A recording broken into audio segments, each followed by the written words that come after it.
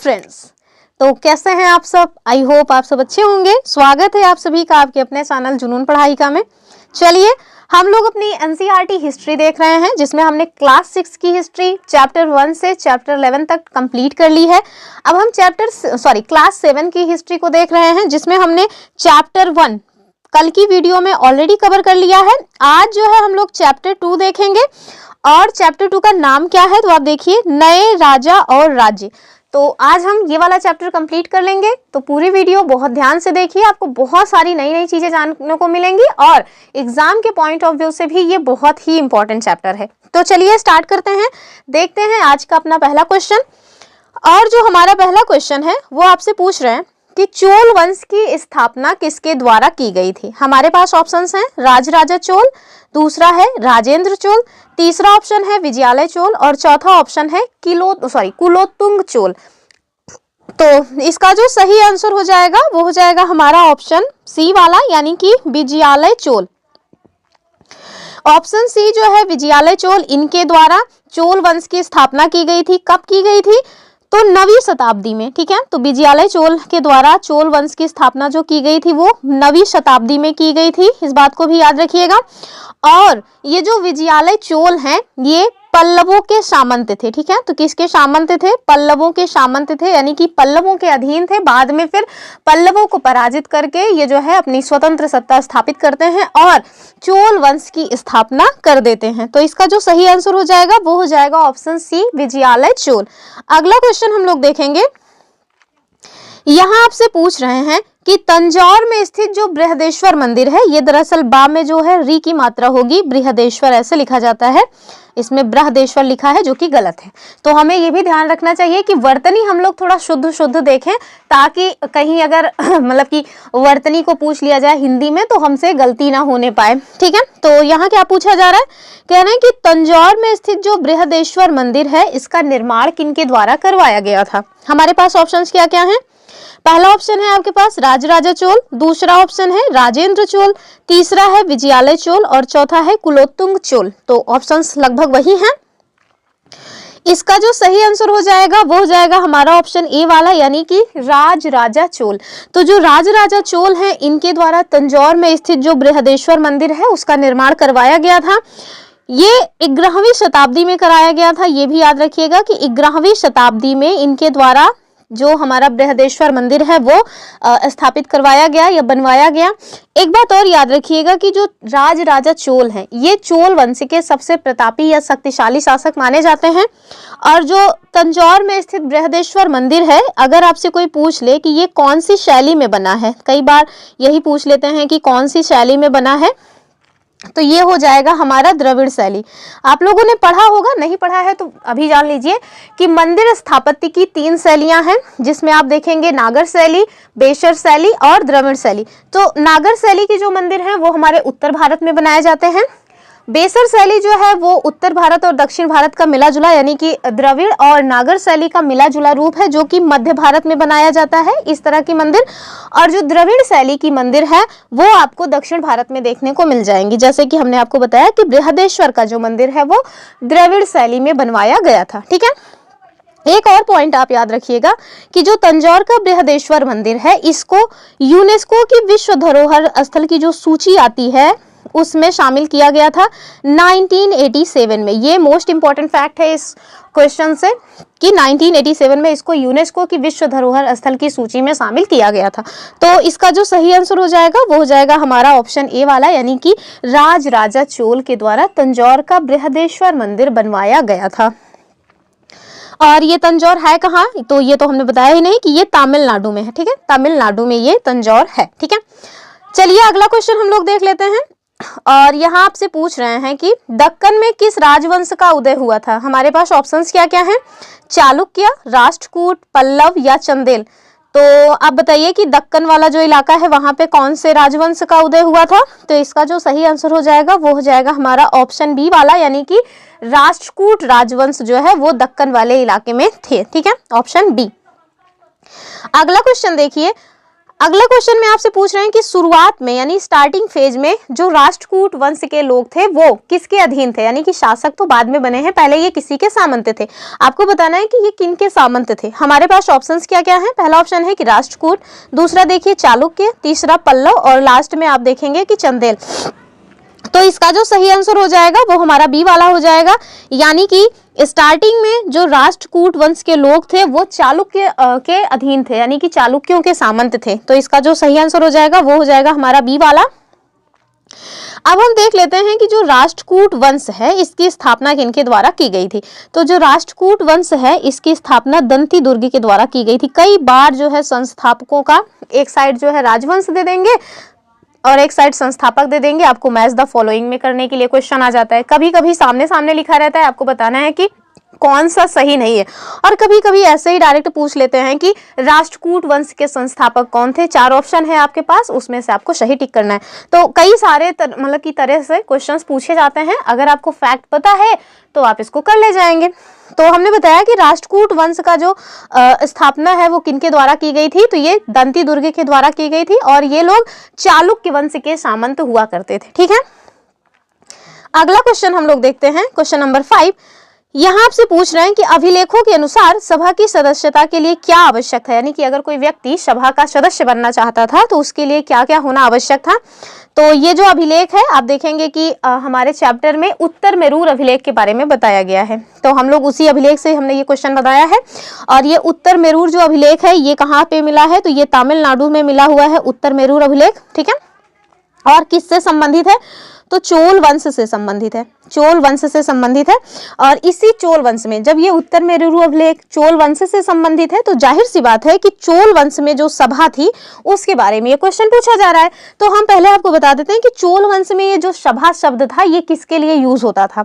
तो ये जो सभा शब्द है ये जो है ग्राम स्तर पर लोकतांत्रिक संस्था थी। ठीक है, ग्राम स्तर पर एक लोकतांत्रिक संस्था थी, जैसे प्रधान टाइप का आप समझ लीजिए। ठीक है, और इस सभा के जो सदस्य हुआ करते थे उन्हें कहा जाता था उर। क्या कहते थे, तो इस सभा के सदस्य को उर कहा जाता था। फिर से बता रहे हैं कि चोल जो शासनकाल था उसमें सभा जो शब्द है वो यूज किया जाता था ग्राम स्तर पर लोकतांत्रिक मतलब की संस्था के लिए, और उस सभा में जो सदस्य चुने जाते थे उन सदस्यों को उर कहा जाता था। ठीक है, और आपसे क्वेश्चन पूछ रहे हैं कि ये जो सभा थी ना इसकी सदस्यता ग्रहण करने के लिए क्या क्या क्वालिफिकेशंस मांगी जाती थी। ठीक, तो हमारे पास ऑप्शंस क्या हैं।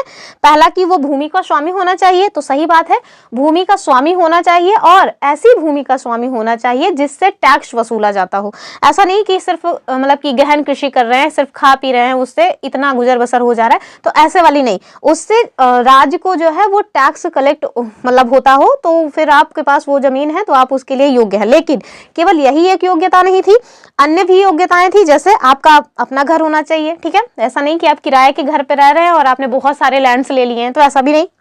तीसरा कि आपको वेदों का ज्ञान होना चाहिए, यानी कि गंवार नहीं होना चाहिए। गंवार दैट मीन्स सिर्फ पढ़े लिखे लोगों को ही ज्ञानी नहीं कहते हैं, बिना पढ़े लिखे लोग भी जो है बहुत अच्छा खासा ज्ञान रखते हैं। तो जो वेदों का ज्ञान रखने वाले लोग हैं वो भी मतलब कि इसमें क्या बोलते हैं एलिजिबल हुआ करते थे। ठीक है, तो आप देखिए कि इसका जो सही आंसर होगा वो हो जाएगा हमारा ऑप्शन डी वाला, यानी कि अगर आपके पास ये तीनों चीजें हैं तो आप सभा के सदस्य बनने के योग्य हैं।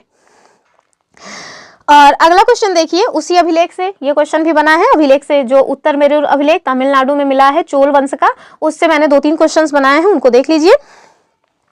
कह रहे हैं कि अभिलेखों में किस प्रकार के लोगों के बारे में हमें जानकारी मिलती है। हमारे पास ऑप्शंस क्या हैं, साधारण लोग, तो साधारण लोगों के बारे में कौन अभिलेख लिखवाता है। दूसरा कह रहे हैं राजाओं और शक्तिशाली लोग, तीसरा महिलाओं, और चौथा किसान। तो महिलाओं को और किसानों को पूछने वाला कोई नहीं। इसका जो सही आंसर हो जाएगा वो हो जाएगा हमारा ऑप्शन बी वाला, यानी कि अभिलेखों में आपको राजाओं और जो शक्तिशाली वर्चस्वशाली लोग थे उनकी जानकारी मिल जाती है। चलिए आगे क्वेश्चन देखेंगे। और अगर आपको क्वेश्चंस अच्छे लग रहे हो, क्वेश्चंस का लेवल अच्छा लग रहा है, तो आप वीडियो को लाइक कर सकते हैं और चैनल को सब्सक्राइब करके रखिए और अपने फ्रेंड्स के साथ इसको शेयर भी करिए। ऐसे क्वेश्चंस आपको खोजने पर मिलेंगे, मैंने बहुत मेहनत करके बनाया है एग्जैक्टली। चलिए अगला क्वेश्चन देखेंगे। कह रहे हैं कि पेरिशा पूर्णम के अनुसार अडनूर की सरहदों पर किस प्रकार के लोग रहा करते थे। तो ये जो पेरिशा पूर्णम है ये एक मतलब कि ग्रंथ टाइप का है, अभी आपको बताएंगे। मैंने इसका पूरा स्क्रीनशॉट लेकर के उसको टाइप कर लिया है, टाइप किया है, आज स्क्रीनशॉट नहीं रखा है। तो कह रहे हैं कि आप बताइए कि अडनूर की सरहदों पे कौन से लोग रहा करते थे। हमारे पास ऑप्शंस क्या हैं, धनी व्यापारी, ब्राह्मण, पुलाया या फिर राजा। तो सही आंसर तो हो जाएगा इसमें पुलाया, ठीक है, ऑप्शन सी वाला। अभी इसका एक्सप्लेनेशन नीचे हम बताने वाले हैं। तो देखिए ये जो अभिलेख है उसके बारे में वो क्वेश्चंस मैंने 3 क्वेश्चंस बनाए थे, उसका यहाँ पे आपको एक्सप्लेनेशन एक साथ मिल जा रहा है, हालांकि मैंने सब एक्सप्लेन किया है। तो यहाँ देखिए जो अभिलेख है उत्तर मेरेरु अभिलेख, उसके बारे में यहाँ बता रहे हैं कि उस अभिलेख के अनुसार जो लोग सभा के सदस्य बनना चाहते थे उनकी सदस्यता ग्रहण करने के लिए लोगों के पास क्या क्या होना चाहिए। सबसे पहले तो उनके पास एक ऐसी भूमि होनी चाहिए जहां से राजस्व वसूला जाता हो, ठीक है। दूसरा, उनके पास अपना खुद का घर होना चाहिए। उनकी उम्र भी देख लीजिए, उम्र का क्राइटेरिया 35 से 70 के बीच में होना चाहिए, यानी कि जैसे हमारे यहाँ राष्ट्रपति बनना है तो आपको 35 साल की उम्र होनी चाहिए, तो वैसे ही 35 के ऊपर होनी चाहिए, ठीक है, उम्र। साथ में उन्हें मतलब कि वेदों का ज्ञान होना चाहिए और उन्हें प्रशासनिक मामलों की भी अच्छी जानकारी होनी चाहिए। और साथ में मोस्ट इम्पॉर्टेंट जो पॉइंट है वो है कि ईमानदार होना चाहिए। अब ईमानदारी कैसे वो लोग मापते थे मुझे नहीं पता, क्योंकि आजकल लोग दिखाने के लिए तो ईमानदार होते हैं, अंदर से जो है वो छोड़िए। आगे देखिए कह रहे हैं कि यदि कोई पिछले 3 सालों में किसी समिति का सदस्य रहा हो तो वह किसी अन्य समिति का सदस्य नहीं बन सकता है। ये भी इंपॉर्टेंट है कि 3 सालों से अगर आप किसी समिति के सदस्य थे तो आप फिर और दूसरी समिति के सदस्य नहीं बन सकते। आगे देखिए और यहाँ पे बता रहे हैं कि ऐसा कोई व्यक्ति भी जो है उस सभा का सदस्य नहीं बन सकता जिसने अपने संबंधियों के खाते जमा नहीं कराए हैं, और वो फिर चुनाव लड़ ही नहीं सकता, यानी कि चुनाव लड़ने के लिए एलिजिबल ही नहीं होगा। आगे देखिए कि अभिलेखों में राजाओं और शक्ति संपन्न पुरुषों के बारे में तो जानकारी मिलती है, लेकिन ये जानना खासा मुश्किल है कि साधारण मर्दों या ये मर्द है मर्दों नहीं है, साधारण मर्द और औरतों का जीवन जो है वो इस राज्य में कैसा था ये जानना मुश्किल है, क्योंकि अभिलेखों में इनके बारे में आपको कोई जानकारी मिलेगी ही नहीं। फिर आगे देखिए 12वीं शताब्दी की एक रचना है, तमिल रचना, जिसका नाम क्या है, जिसका नाम है पेरिया पूर्णम, ठीक है। तो याद रखिएगा 12वीं शताब्दी की एक रचना है, तमिल रचना है, जिसका नाम है पेरिया पूर्णम। यहाँ से एक उद्धरण दिया गया था जिसमें ये बताया गया है कि अडनूर की सरहदों पर, सरहद मतलब होता है वो जो बॉर्डर होती है ना, वो वहां पर घास फूस की पुरानी छाजन वाली, मतलब जो लोग छप्पर वगैरह छा के रहते हैं उनके बारे में बता रहे हैं कि उस तरह के छाजन वाली झोपड़ियों से अटा पड़ा पुलाया। तो ये पुलाया क्या है, यहाँ आपको बता रहे हैं कि एक ऐसा समूह होता था जिसे ब्राह्मण और वेल्लाल प्रतिष्ठित समाज के लोग अपने समाज से बाहर मानते थे। उस दिन मैंने मतलब कि ब्राह्मणों को लेकर के कुछ थोड़ा सा कमेंट कर दिया था, तो एक भाई है या बहन है आई डोंट नो, उनके द्वारा एक अजीब सा कमेंट किया गया। तो यहाँ देखिए, यहाँ पे भी देखिए कि आप साफ साफ यहाँ लिखा हुआ है कि ब्राह्मणों और वेल्लाल प्रतिष्ठित समाज के लोग पुलाया जो थे उनको अपने समाज से बाहर मानते थे। तो जब आपको हर जगह ब्राह्मण लिखा हुआ मिल रहा है तो फिर आप ये क्यों सोचते हैं कि मतलब कि हमें प्रमाण दीजिए, ये सब प्रमाण ही तो है, ये जो आपको यहाँ लिखा हुआ मिला है ये प्रमाण ही तो है। और दूसरी बात, अगर आज आप ब्राह्मण हैं तो ये मान के मत चलिए कि आज से 800-900 साल या 1000 साल पहले भी आप ब्राह्मण थे, क्योंकि इतना परिवर्तन हुआ है, इतना परिवर्तन हुआ है जातियों में जिसका कोई अंदाजा नहीं है। तो इन सब बातों को लेकर के ना देखिए, सबसे बड़ी बात तो हम लोग स्टूडेंट्स हैं, स्टूडेंट्स की अपनी एक जाति होती है, ठीक है, हम लोग अपनी ही जाति के लोग हैं, अपनी ही बिरादरी है अपनी, कि हम लोग एक स्टूडेंट हैं, छात्र हैं। यहाँ पे मतलब कि जातिवाद को लेकर के थोड़ा अगर कमेंट वगैरह ना किया जाए या उसको लेकर के बुरा ना माना जाए तो ठीक रहेगा। और वैसे भी पास्ट में जो चीज़ें गलत थी, अगर हम लोग उसको गलत मान के एक्सेप्ट भी नहीं कर पा रहे हैं तो लानत है हमें स्टूडेंट होने पर। फिलहाल के लिए चलिए आगे देखते हैं। तो ये ब्राह्मण गलत लिखा हुआ है, ब्राह्मण और बिल्लाल क्या है, मैंने बताया हुआ है प्रीवियस वीडियोस में कि जो धनी किसान हुआ करते थे उन्हें कहा जाता था बिल्लाल, ठीक। आगे देखिए, तो यहाँ हमने दिखा लिया गया ना कि पुलाया क्या है। तो पुलाया जो है वो एक ऐसा समूह था जिसे ब्राह्मण और प्रतिष्ठित समाज के लोग अपनी सोसाइटी से बाहर माना करते थे। और यहाँ पे बता रहे हैं कि पुलाया लोगों का एक छोटा सा पुरवा था जिसमें ओछे किस्म के पेशों में लगे हुए खेतीहर मजदूर रहा करते थे। यहाँ देखिए कि खेतीहर मजदूरों का जो पेशा है उसको कितनी निम्न दृष्टि से देखा गया है, यानी कि ओछा किस्म का बताया गया है। आगे देखिए, चमड़े की पट्टियों से घिरे हुए झोपड़ियों के अहातों में छोटे मुर्गियां झुंडों में घूमते रहते थे। और गहरे रंग के बच्चे यानी कि जो काले कलर के बच्चे हैं उनके बारे में बता रहे हैं कि जो काले लोहे के कंगन पहने हुए छोटे पिल्लों को उठाए उछलते चल रहे थे। और अभी तो हम लोगों के यहाँ जो पिल्ले हैं वो राजा बने बैठे घर में रहते हैं। मारुदु पेड़ों की छाया में एक मजदूरनी ने अपने बच्चे को चमड़े की एक चादर पर सुला दिया है। बाकी जो चीजें हैं वो काम की चीजें नहीं है, क्योंकि उससे कुछ क्वेश्चन नहीं है, वो मतलब कि एक सारांश दिया हुआ था, एक अंश दिया हुआ था, तो मैंने आपको बता दिया है। ठीक है, कहाँ का था ये? पेरिया पूर्णम नामक एक तमिल कृति है, वहां से ये अंश हमने लिया हुआ था। चलिए हम अगला क्वेश्चन देखेंगे अपना। यहाँ आपसे पूछा जा रहा है कि दंती दुर्ग के द्वारा कौन सा अनुष्ठान किया गया था। तो अभी हमने बताया दंती दुर्ग के बारे में हमने बता ही दिया है, तो हम लोग ये देख लेंगे कि इनके द्वारा कौन सा अनुष्ठान किया गया है। हमारे पास ऑप्शंस क्या हैं? पहला अश्वमेध यज्ञ, दूसरा राजसूय, तीसरा हिरण्यगर्भ और चौथा आप देखिए वाजपेय। तो आई होप आप लोगों को ये सारे यज्ञ क्या हैं ये पता ही होंगे। ऋग्वेद, उत्तर वैदिक काल, इस टाइम पे ऋग्वेद में नहीं लेकिन उत्तर वैदिक काल में आप देखेंगे कि जो यज्ञ हैं उनका प्रचलन बहुत तेजी से बढ़ गया था, तो उसमें ये सारे यज्ञ आपको देखने को मिलेंगे। लेकिन हम देखेंगे इस क्वेश्चन का आंसर, जो कि क्या हो जाएगा? ऑप्शन सा वाला यानी ऑप्शन सी हिरण्यगर्भ। ठीक है, तो जो दंती दुर्ग हैं इनके द्वारा कौन सा यज्ञ किया गया था? हिरण्यगर्भ जो अनुष्ठान है वो किया गया। अगला क्वेश्चन हम लोग देखेंगे।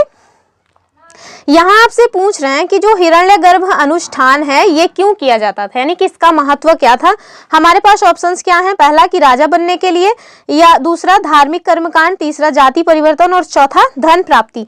तो जो हमारा चैप्टर है उसमें साफ साफ दिया गया है कि जो व्यक्ति हैं वो हिरण्यगर्भ अनुष्ठान करके अपनी जाति में परिवर्तन कर सकते हैं, यानी कि अगर वो किसी अन्य कास्ट से बिलोंग करते हैं तो हिरण्यगर्भ जो है वो अनुष्ठान करके अदर कास्ट या अदर जो है जाति में चले जा सकते हैं। ठीक है, तो ये इसका जो सही आंसर हो जाएगा वो हो जाएगा ऑप्शन सी वाला, यानी कि जाति परिवर्तन के लिए हिरण्यगर्भ अनुष्ठान किया जाता है। और ये वाला अनुष्ठान किसके द्वारा किया गया था? तो दंती दुर्ग के द्वारा किया गया था। ठीक है, चलिए अगला क्वेश्चन देखेंगे।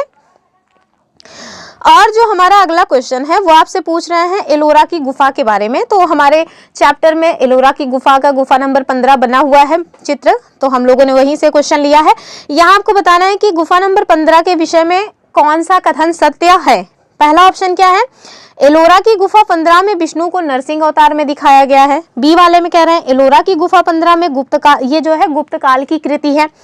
तीसरा कह रहे हैं कि एलोरा की गुफा 15 में शिव को दर्शाया गया, और चौथा कह रहे हैं कि एलोरा की गुफा 15 में बुद्ध को दर्शाया गया है। तो जो इसका सही आंसर हो जाएगा, इंक चेंज कर लेते हैं, तो इसका जो सही आंसर हो जाएगा वो का वाला हो जाएगा, यानी कि जो एलोरा की गुफा 15 है उसमें भगवान विष्णु के नरसिंह अवतार को दर्शाया गया है, ऑप्शन ए। अब हम आपको बता देते हैं कि ये जो एलोरा की गुफा है ये कहाँ पे है। ठीक है, तो जो एलोरा की गुफा है ये आपको कहाँ मिल जाएगा? तो ये आपको महाराष्ट्र के औरंगाबाद में मिलेगा। कहाँ? तो महाराष्ट्र के औरंगाबाद में मिल जाएगा, औरंगाबाद में आपको ये मिल जाएगा। और एक इम्पॉर्टेंट पॉइंट ये है कि ये 3 धर्मों का संगम है। तो हमारी जो पेन है वो थोड़ा खराब हो गई है, हाथ से लिखना पड़ रहा है इसमें। तो आप देखिए कि 3 धर्मों का संगम यहाँ है, और वो 3 धर्म कौन है? तो हिंदू भी है, हिंदू, दूसरा आप देखिए जैन, तीसरा कौन सा है? तो तीसरा है हमारा बौद्ध। ठीक है, तो इसमें आपको तीनों धर्मों का संगम मिल जाएगा, हिंदू, जैन और बौद्ध। और इसको बनवाया किसने था? तो राष्ट्रकूट वंश के शासकों के द्वारा इसको बनवाया गया था, और इसको भी याद रखिएगा। और राष्ट्रकूट वंश के शासकों के द्वारा एक और मंदिर बनवाया गया है जिसे हम कहते हैं कैलाश मंदिर, वो भी आपको इधर ही मिल जाएगा, तो ये भी काफी फेमस है। तो याद रखिएगा कि एलोरा है जो ये कहाँ पे है? तो ये महाराष्ट्र के औरंगाबाद जिले में आपको मिल जाएगा। चलिए अगला क्वेश्चन देखेंगे हम लोग। यहाँ आपसे पूछ रहे हैं कि निम्नलिखित में से कौन से कथन सत्य हैं। हमारे पास ऑप्शंस क्या क्या हैं? ऑप्शन है कि पहला वाला कदम्ब जो है, कदम्ब मयूर शर्मा और गुर्जर प्रतिहार हरिश्चंद्र ब्राह्मण थे। दूसरा कह रहे हैं कदम्ब मयूर शर्मन और गुर्जर प्रतिहार हरिश्चंद्र ने शस्त्रों का उपयोग करके राज्यों की स्थापना की। और तीसरा है कि कदम्ब मयूर शर्मन और गुर्जर प्रतिहार ने अपनी परंपराओं को त्याग दिया। और लास्ट में आप देखिए उपरोक्त सभी। तो आपको सही कथन बताना है, तो इसका जो भी स्टेटमेंट दिए हुए हैं ऊपर तीनों के तीनों सत्य हैं, यानी कि जो कदम्ब मयूर शर्मन और गुर्जर प्रतिहार थे, ये हरिश्चंद्र ब्राह्मण थे, ठीक है। तो ये हरिश्चंद्र ब्राह्मण एक अलग ही अपनी जाति वगैरह है। दूसरा, कदम मयूर शर्मन और गुर्जर प्रतिहार जो है इन्होंने क्या किया था, तो शस्त्रों का उपयोग जो है वो करके राज्यों की स्थापना की थी, यानी कि कोई खुशी खुशी से जो है शांति के साथ इनके राज्य की स्थापना नहीं हुई है। और आप देखिए कि इनके द्वारा क्या किया गया है, तो अपनी जो भी परंपराएं रही हैं उनको त्यागा गया। तो ऑप्शन डी जो है वो सही हो जाएगा। अगला क्वेश्चन देखेंगे, ध्यान रखिएगा ये सारे के सारे क्वेश्चन एनसीईआरटी क्लास 7 के चैप्टर 2 हिस्ट्री से लिए गए हैं, कहीं से बाहर से क्वेश्चंस नहीं है। अगला क्वेश्चन आपसे पूछ रहे हैं कि राजाओं के राजस्व का मुख्य सोर्स क्या था। हमारे पास ऑप्शंस क्या हैं, किसानों से लगान, व्यापारियों से कर, या फिर का और खा दोनों। तो जाहिर सी बात है दोनों हो जाएगा। ये लोग किसानों से टैक्स भी लिया करते थे और साथ में व्यापारियों के द्वारा भी इनको टैक्स दिया जाता था। तो ऑप्शन जो है सी इसका सही हो जाएगा। अगला क्वेश्चन आपसे क्या पूछ रहे हैं, तो अगला क्वेश्चन आपसे पूछा जा रहा है कि राजा किसके साथ अपनी सत्ता साझा करते थे। तो इसका सही आंसर हो जाएगा हमारा ऑप्शन सी वाला, सामंत और किसानों के साथ राजा जो है वो अपनी सत्ता को साझा किया करते थे,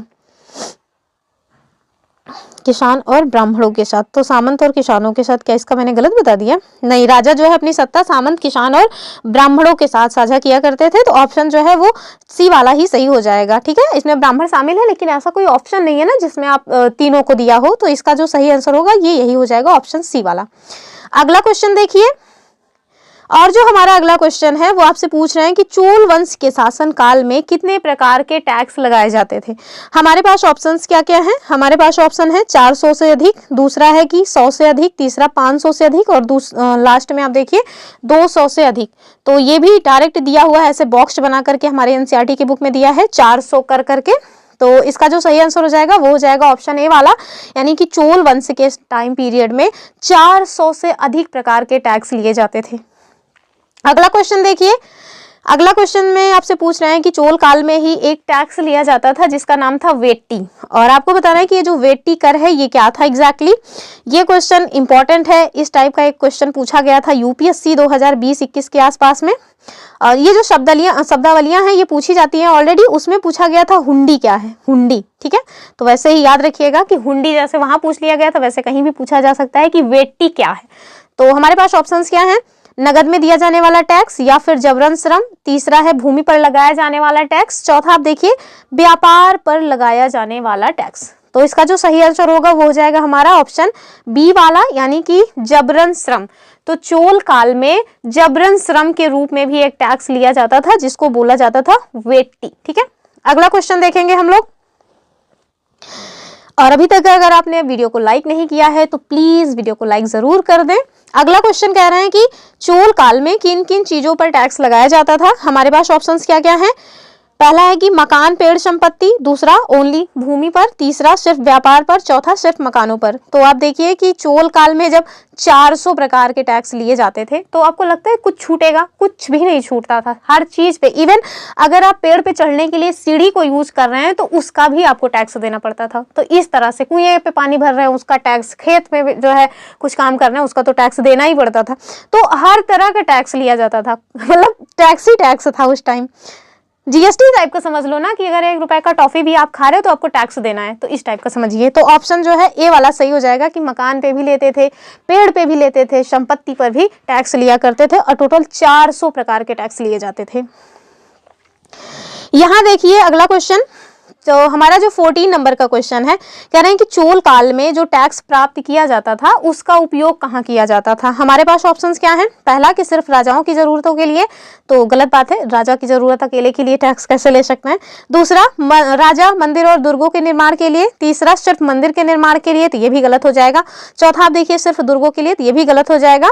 और वैसे भी अगर किसी क्वेश्चन में ओनली लिखा रहे तो हमें एक बार अपना जो दिमाग है ना उसको अलर्ट कर लेना चाहिए कि क्या ये हो सकता है। तो इसका जो सही आंसर होगा वो जाएगा ऑप्शन बी वाला, यानी कि राजा अपनी जरूरत के लिए भी यूज करते थे, मंदिर बनवाने के लिए, दुर्गों को भी बनवाने के लिए, हर चीज के लिए इस टैक्स का यूज किया जाता था।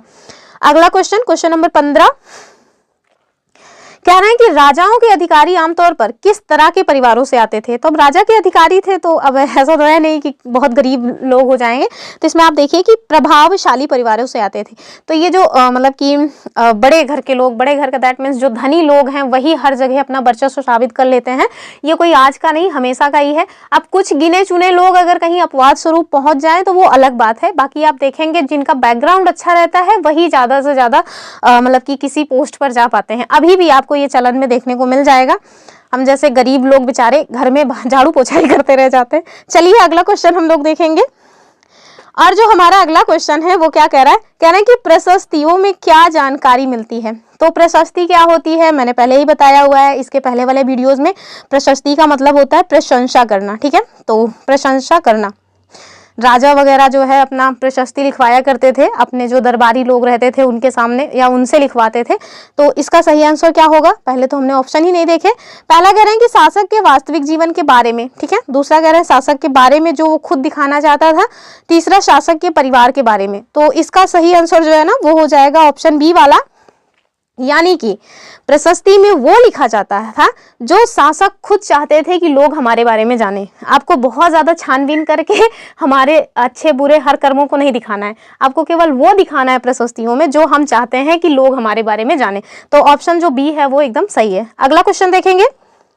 17 नंबर का क्वेश्चन कह रहे हैं कि प्रशस्तियां किनके द्वारा लिखी जाती थी। तो जो लोग पढ़े लिखे होते थे उन्हीं के द्वारा, यानी कि विद्वान ब्राह्मणों के द्वारा। अगला क्वेश्चन, क्वेश्चन नंबर 18, इसमें किस तरह की भाषा का प्रयोग किया जाता था। तो एकदम अलंकारिक, मतलब एकदम सजा सजा के भाषा को यूज किया जाता था। ऑप्शन बी सही हो जाएगा। जो एकदम मतलब कि फैक्चुअल क्वेश्चन है उसमें क्या ही बहुत ज्यादा टाइम लेना, टाइम भी बचाना होता है ना। अगला क्वेश्चन कह रहे हैं कि प्रशस्तियों का उद्देश्य क्या होता था। तो शासक की प्रशंसा करना, ठीक है। जितना ज्यादा से ज्यादा बढ़ा चढ़ा के शासक के बारे में बता दो वही है प्रशस्ति, ऑप्शन बी वाला। चलिए अगला क्वेश्चन देखेंगे। यहाँ आपसे पूछ रहे हैं कि जो नागभट्ट हैं इनके द्वारा किस शासक को पराजित किया गया था। हमारे पास ऑप्शन है चक्रयुद्ध, समुद्रगुप्त, हर्षवर्धन या फिर इनमें से कोई नहीं। तो समुद्रगुप्त तो बिल्कुल होने वाले नहीं। इसका जो सही आंसर होगा वो हो जाएगा ऑप्शन ए वाला, यानी कि चक्र युद्ध। तो चक्र युद्ध को जो है ये नागभट्ट के द्वारा पराजित किया गया था। और इसके पहले हमने नहीं, वो राष्ट्रकूट का था। चलिए इनके बारे में भी देख लेते हैं, नागभट्ट के बारे में। तो जो नागभट्ट हैं ये किस वंश के शासक थे। तो हमें ये जानना चाहिए कि ये गुर्जर प्रतिहार वंश के शासक थे। तो कहाँ के शासक थे, गुर्जर प्रतिहार वंश के शासक थे नागभट्ट प्रथम, ठीक है। इनके द्वारा जो है भैया कौन से वंश की स्थापना की गई, इसी गुर्जर प्रतिहार वंश की स्थापना की गई। और कब की गई, 8वीं सदी में की गई, ठीक है। 8वीं सदी या 8वीं शताब्दी में की गई। और इनकी राजधानी भी याद रखिएगा कि इनकी राजधानी जो है कन्नौज, कन्नौज जो है वो इनकी राजधानी का नाम था। तो ये सारे पॉइंट्स याद रखिएगा, ठीक है। तो इसका सही आंसर हमने बता दिया कि चक्रयुद्ध को इनके द्वारा पराजित किया गया था। चलिए अगला क्वेश्चन देखेंगे। और जो है हमारा क्वेश्चन नंबर 21, वो आपसे क्या पूछ रहे हैं, कह रहे हैं कि नागभट्ट जो है वो किस वंश से संबंधित थे। तो अभी हमने बताया कि ये गुर्जर प्रतिहार वंश से संबंधित थे, ऑप्शन बी वाला। ये देखिए उनके बारे में जो है कुछ यहाँ बताया गया है। चलिए देख लेते हैं, थोड़ा इंपॉर्टेंट पॉइंट्स हैं। चलिए देखते हैं क्या बातचीत की गई है इसमें, थोड़ा और बड़ा कर लेते हैं। तो ये मतलब कि प्रशस्ति वही राजा का जिसमें प्रशंसा किया जाता था, यानी कि प्रशस्ति। चलिए आप देखिए कि कई शासकों की प्रशस्तियां आपने देखी है। तो जो भी शासक रहे हैं वो सब अपनी अपनी प्रशस्ति लिखवाया करते थे। उसी में आप देखिए वो लोग अपनी उपलब्धियों का बखान भी किया करते थे। और पिछले साल यानी कि इसके पहले जो हमने 6 क्लास की पुस्तक पढ़ी, हम लोगों ने तो 2 दिन पहले ही पढ़ा है, लेकिन ये बच्चों के लिए है। तो बच्चे जो है क्लास 6 1 साल पहले पढ़े रहते हैं, उसके बाद 7th में आते हैं। तो इसी वजह से उसमें आपको देखने को मिल जाएगा कि पिछले साल लिखा हुआ है। तो उसमें देखिए कि गुप्त शासक जो समुद्रगुप्त थे, इन्होंने अपनी प्रशस्ति लिखवाई थी। किससे लिखवाई थी, तो मैंने आपको बताया था कि हरिशेन के द्वारा लिखवाई गई थी, ठीक है। तो हरिशेन के द्वारा लिखी गई थी, समुद्रगुप्त ने लिखवाई गई थी, सॉरी समुद्रगुप्त ने लिखवाई थी, ठीक है। तो हरिशेन ने लिखा हुआ था प्रयाग प्रशस्ति। समुद्रगुप्त की उपलब्धियों का उसमें वर्णन किया गया था, खूब बढ़ा चढ़ा करके, ठीक है।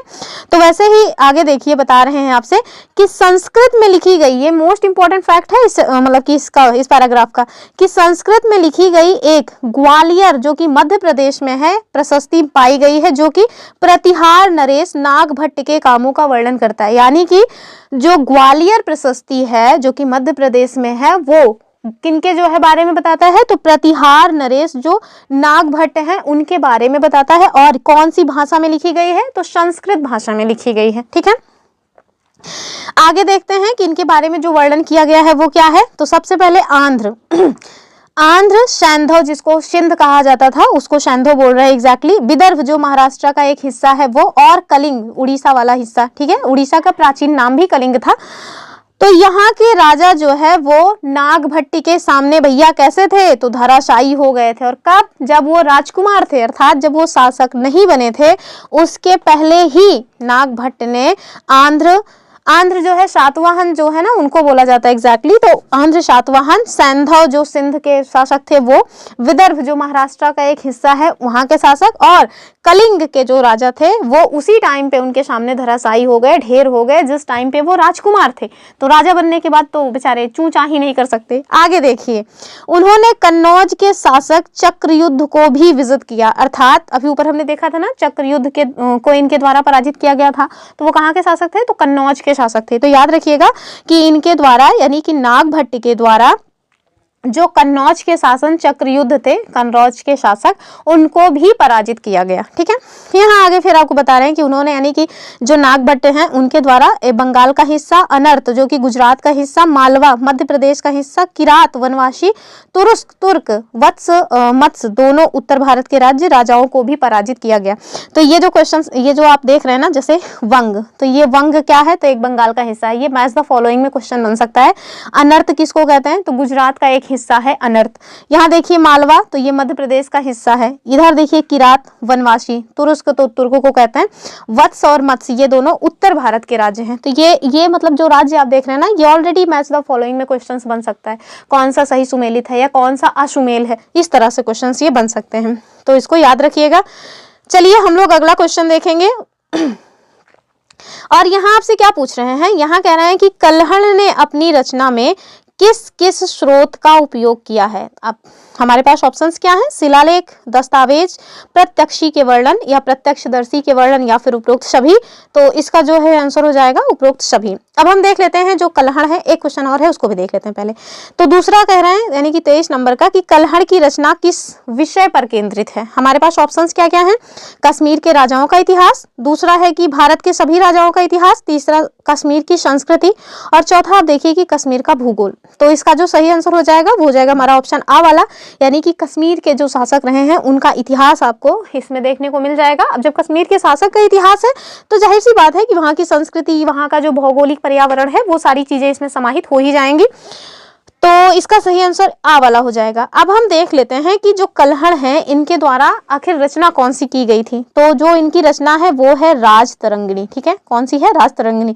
1000 बार ये क्वेश्चन पूछा गया है कि राजतरंगिणी किसकी रचना है। ठीक है, तो ये राजतरंगिणी यहाँ लिखें या फिर अड़ा भी लिख सकते हैं, राजतरंगिणी। ठीक है, तो याद रखिएगा कि कल्हण के द्वारा संस्कृत में एक पुस्तक लिखी गई है जिसका नाम है राजतरंगिणी, और उसमें कश्मीर के राजाओं के इतिहास के बारे में वर्णन किया गया है। तो ऑप्शन आ जो है वो सही हो जाएगा। याद रखिएगा इस पुस्तक को, कई बार ये क्वेश्चन पूछा गया है, हर एग्जाम में पूछा गया है, कोई ऐसा एग्जाम नहीं होगा जिसमें ये क्वेश्चन ना बना हो। चलिए हम लोग क्वेश्चन नंबर 24 देखते हैं कि निम्नलिखित में से कौन सा वंश कन्नौज पर नियंत्रण को लेकर अन्य वंश के शासकों से लड़ता रहा।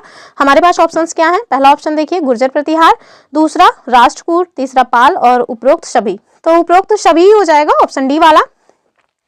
आप लोगों ने एक युद्ध का नाम सुना होगा, त्रिपक्षीय संघर्ष। तो ये जो त्रिपक्षीय संघर्ष है ना, ये मतलब कि कहाँ पे लड़ा गया था या किस क्षेत्र के लिए, तो इसी कन्नौज क्षेत्र के लिए लड़ा गया था। त्रिपक्षीय जो युद्ध हुआ था किनके मध्य हुआ था, गुर्जर प्रतिहार, राष्ट्रकूट और पाल वंश के शासकों के मध्य ये हुआ था, कन्नौज पे नियंत्रण करने के लिए।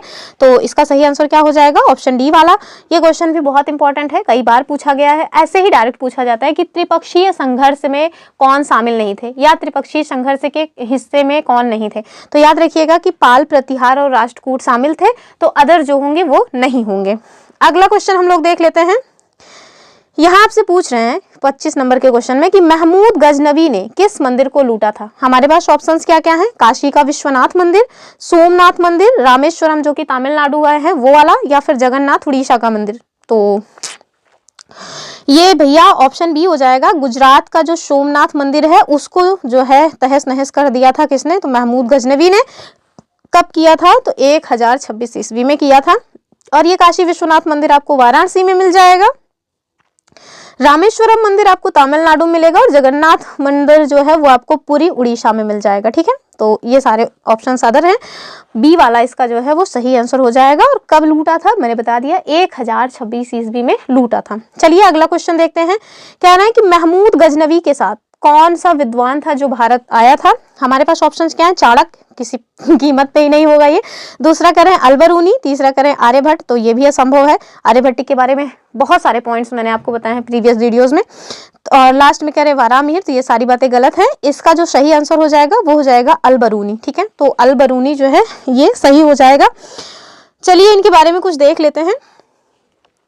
तो जो महमूद गजनवी के साथ अलबरूनी आया ना, इसके द्वारा एक रचना लिखी गई थी और ये अरबी में लिखी गई थी रचना। उसका नाम क्या है, उसका नाम है किताब उल हिंद। क्या नाम है, किताब उल हिंद। उसका नाम है किताब उल हिंद, किताब उल हिंद। ठीक है, और ये रचना कब लिखी गई है, तो 11वीं शताब्दी में, 11वीं शताब्दी की ये रचना है किताब उल हिंद। किसने लिखी है, अलबरूनी ने लिखी है। और ये जो रचना है यानी कि किताब उल हिंद, इसमें टोटल 80 अध्याय हैं। कितने, तो 80 अध्याय या 80 चैप्टर्स हैं। ठीक है, तो ये याद रखिएगा। तो इसका सही आंसर क्या हो जाएगा, ऑप्शन बी वाला। चलिए अगला क्वेश्चन देख लेते हैं। अब 2-4 क्वेश्चन और बचे हैं, ज्यादा नहीं है। तो हमारा जो अगला क्वेश्चन है, कह रहे हैं कि किस भाषा में ये किताब लिखी गई। हमने अभी देखा कि ये अरबी भाषा में लिखी गई है। अगला क्वेश्चन क्या कह रहे हैं, कह रहे हैं कि चाहमान वंश के सबसे प्रसिद्ध शासक कौन थे। तो ये हमारे पास ऑप्शंस क्या है, पृथ्वीराज चौहान, महमूद गजनवी या मोहम्मद गौरी। तो जाहिर सी बात है कि ऑप्शन आ जो है पृथ्वीराज चौहान, ये एकदम सही हो जाएगा। तो जो पृथ्वीराज चौहान हैं, ये चाहमान वंश के सबसे प्रसिद्ध शासक माने जाते हैं। इन्हें पृथ्वीराज तृतीय भी कहा जाता है। इनका जो है एक बहुत ही फेमस जो पॉइंट है वो क्या है कि इनका युद्ध हुआ था मोहम्मद गोरी के साथ। ठीक है, किसके साथ, तो मोहम्मद गोरी के साथ इन्होंने युद्ध किया था। और टोटल 2 युद्ध किए थे। एक तो पहला तराइन का युद्ध, दूसरा जो है तराइन का युद्ध, यानी कि तराइन का पहला युद्ध जो कि 1191 में हुआ था, जिसमें मोहम्मद गौरी पराजित होकर के भाग जाता है। जबकि दूसरा जो तराइन का युद्ध हुआ 1192 में, 1 साल बाद ही होता है, जिसमें जो हमारे पृथ्वीराज तृतीय हैं वो पराजित होते हैं। फिर आगे क्या होता है उसमें बहुत सारी बातें हैं, मतलब एकदम इतिहासकार किसी एक पॉइंट पे सहमत नहीं है। तो इसका सही आंसर क्या हो जाएगा, ऑप्शन ए वाला। याद रखिएगा मेन पॉइंट कि तराइन का जो पहला और दूसरा युद्ध है वो 1191 और 1192 में हुआ है, मोहम्मद गौरी और किसके मध्य, पृथ्वीराज तृतीय के मध्य। पहले वाले युद्ध में पृथ्वीराज तृतीय जो है वो जीत जाते हैं, लेकिन दूसरी बार जब युद्ध होता है 1 साल बाद, तो उसमें पृथ्वीराज तृतीय जो है वो पराजित होते हैं। अगला क्वेश्चन देखिए, ये क्वेश्चन मैंने आपके लिए छोड़ दिया है, तो ये ध्यान से इसको कर लीजिएगा। ये होमवर्क है दरअसल आपके लिए। इसका एक्सप्लेनेशन हालांकि मैंने नीचे दे दिया है और पीडीएफ मिल जाएगी, उसमें आप इसको पढ़ लीजिएगा। उसके बाद भी अगर आप मतलब कि कमेंट करेंगे तो भी हमको अच्छा लगेगा। ये एक मोस्ट इंपॉर्टेंट पॉइंट है, इसको भी याद रखिएगा। तो चलिए, इसको मैंने क्वेश्चन फॉर्म में बना दिया है, बाकी उन्होंने बुलेट फॉर्म में मतलब ग्राफ बना करके दिया हुआ था। यहाँ आपसे पूछा जा रहा है कि जो चोल काल है, एग्जैक्टली ये मतलब कि चोल काल के बारे में पूछा जा रहा है। तो भूमि के कुछ प्रकार थे, तो आपको उसी भूमि के प्रकार में बताना है कि कौन सी प्रकार की भूमि को क्या नाम से जाना जाता था।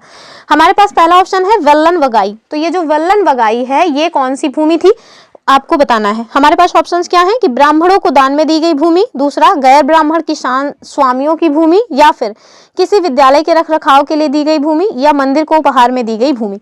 तो सॉरी, तो इसका जो सही आंसर हो जाएगा वो हो जाएगा हमारा ऑप्शन गैर ब्राह्मण किसान स्वामियों की भूमि, यानी कि बी वाला। ठीक है, ऑप्शन बी हो जाएगा कि जो वेल्लन वगाई भूमि थी वो कैसी भूमि थी, तो गैर ब्राह्मण किसान स्वामियों की जो भूमि दी गई थी उसको कहा जाता था वेल्लन वगाई। ठीक, अगला क्वेश्चन क्या है, ब्रह्मदेय। तो ब्रह्मदेय किसको कहा जाता था, तो कौन सी भूमि को कहते थे, ब्रह्मदेय, ये आपको बताना है।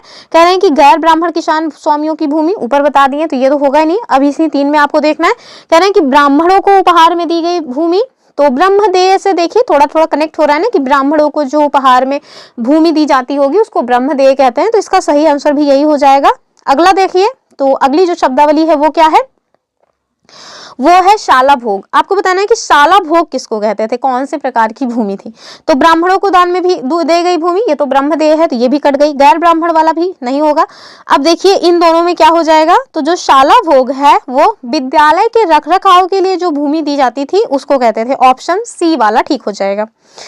चौथा कौन सा है, वो है हमारा देवदान या तिरुनमटुक्कनी, ठीक है। तो इसके बारे में आपको बताना है। हमारे पास ऑप्शंस क्या हैं, तो गैर ब्राह्मण नहीं होगा, ब्राह्मणों को नहीं होगा, किसी विद्यालय नहीं होगा, तो जाहिर सी बात है कि ऑप्शन डी हो जाएगा, यानी कि मंदिर को उपहार में जो दी गई भूमि थी उसको कहा जाता था देवदान तिरुनमटुक्कनी। तो देवदान से तो समझ आ जाएगा, देव यानी कि भगवान ही होंगे, तो मंदिर को भगवान को ही समर्पित होते हैं, तो इससे थोड़ा सा कनेक्ट करके हम इसको कर सकते हैं। और एक और बचा हुआ है, यानी कि 5 प्रकार की भूमि थी उसमें, यहाँ देखिए वो 5वीं है, क्या लिखा हुआ है, पल्लित चंदम, ठीक है। तो आपको बताना है कि जो पल्लित चंदम थी वो कौन से प्रकार की भूमि थी। तो सब हो गया है, ये सारे हमने ऊपर देख ही लिए हैं, तो एक ही बचा है, वो है हमारा जैन संस्थानों को जो भूमि दी गई थी उसको कहा जाता था, ऑप्शन डी वाला, ठीक। और ये देखिए इसका हमने पैराग्राफ लगा दिया है जो कि इंपॉर्टेंट है, कहीं भी पूछा जा सकता है। यहाँ देख लीजिए कि विभिन्न कोटियों में ये हमें कहाँ से जानकारी मिलती है, तो चोलों के द्वारा जो अभिलेख गढ़वाए गए हैं उसमें ये जानकारी मिलती है, विभिन्न कोटियों की जो भूमियाँ थी उसका। तो हमने पहला देखा ना कि वेल्लन वगाई गैर ब्राह्मण किसान जो स्वामी थे उनकी भूमि है, ब्रह्मदेव ब्राह्मणों को उपहार में दी गई भूमि थी, शालाभोग किसी विद्यालय के रखरखाव के लिए जो भूमि दी जाती थी, देवदान या तिरुमटुक्कनी ये मंदिर को उपहार में दी गई भूमि थी, और जो पल्लित चंदम था वो जैन संस्थानों को दान में दी गई भूमि थी। तो ये जो है इसको याद रखिएगा, स्क्रीनशॉट ले लीजिए अभी ही। तो ये मेरे ख्याल से खत्म हो गया, नहीं एक आध क्वेश्चन अभी बचे हुए हैं, ज्यादा ही क्वेश्चन हो गए। तो यहाँ देखिए, यहाँ आपसे पूछा जा रहा है क्वेश्चन नंबर 29 में कि राजराज प्रथम और जो राजेंद्र प्रथम है इनके द्वारा कौन से मंदिर बनवाए गए। हमारे पास ऑप्शंस जो हैं उसमें आप देखिए कि बी वाला सही हो जाएगा, तंजावुर और गंगईकोंडचोलपुरम जो मंदिर है वो बनवाया गया है राजराज प्रथम और राजेंद्र प्रथम के द्वारा। चलिए अगला क्वेश्चन हम देखेंगे।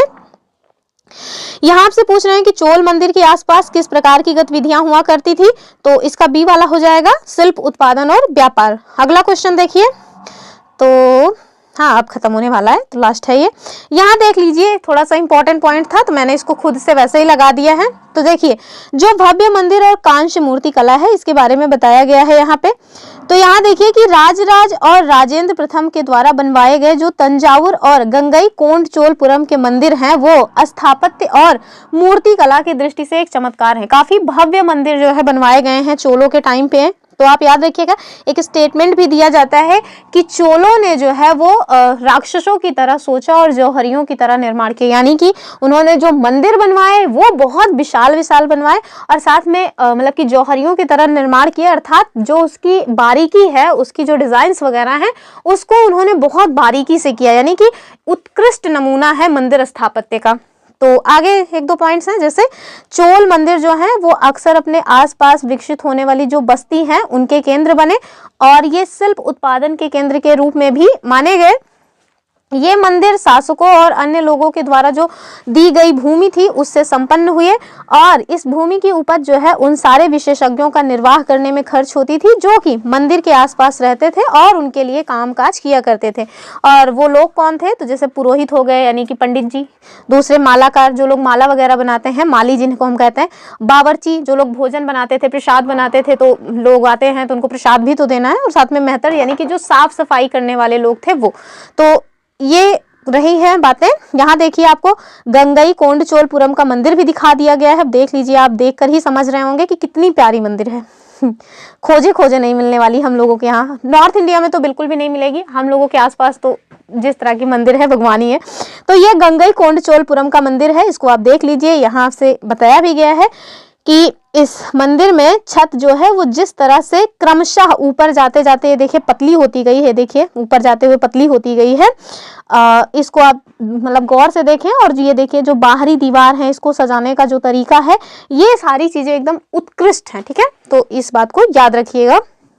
जैसा कि मैंने बता ही दिया कि चोलों ने राक्षसों की तरह सोचा और जौहरियों की तरह निर्माण किया, तो ऐसे भव्य भव्य मंदिर उनके द्वारा बनवाए गए और बहुत बारीकी से उसकी डिजाइनिंग वगैरह की गई है। तो ये सारे पॉइंट्स याद रखिएगा। ये तो उसका क्वेश्चन का आंसर था। तो ये सारे पॉइंट्स रहे हैं आज की वीडियो में। आई होप आप लोगों को वीडियो पसंद आई होगी। अगर आप लोगों ने वीडियो पूरी देखी है तो मैं दावे के साथ कह सकती हूँ कि आपको वीडियो अच्छी लगी होगी। क्यों? क्योंकि बहुत ही इंपॉर्टेंट पॉइंट्स मैंने आज आपके सामने डिस्कस किए हैं। तो अगर आपको वीडियो पसंद आई है तो प्लीज़ लाइक ज़रूर करें, चैनल को सब्सक्राइब करके रखें और इसको ज़्यादा से ज़्यादा अपने फ्रेंड्स के साथ शेयर भी करें। चलिए, आप लोगों ने देखा, इसके लिए आप सभी को थैंक्स, और लाइक शेयर करना बिल्कुल ना भूलें। फिर मिलते हैं अपने नेक्स्ट वीडियो में, तब तक के लिए बाय बाय एंड जय हिंद।